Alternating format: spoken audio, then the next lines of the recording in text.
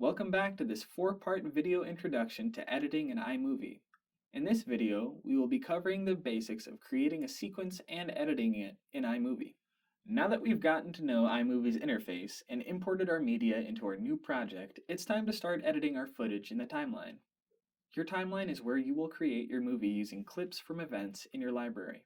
To add a clip to the timeline, select it in the event browser by clicking the clip and dragging the yellow rectangle to select the part of it you want. To select an entire clip, click it and then type X.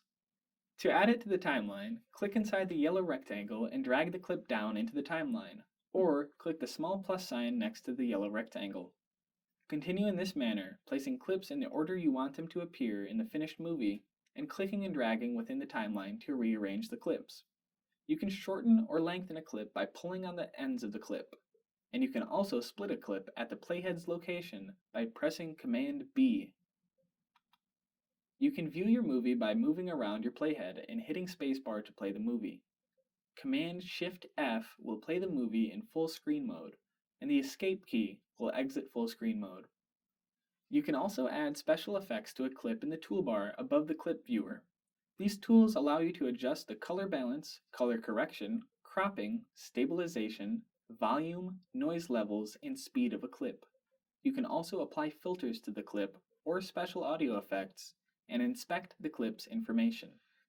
In the content library above the event browser, you can also add audio, titles, backgrounds, and transitions to your movie by clicking and dragging the content from the event browser into the timeline, just like you did with the clips.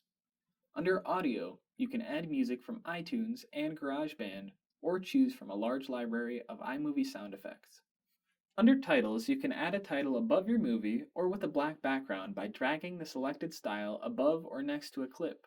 Then, in the clip viewer, you can type out what you want the title to say, and above in the toolbar, you can change the font and color of the text.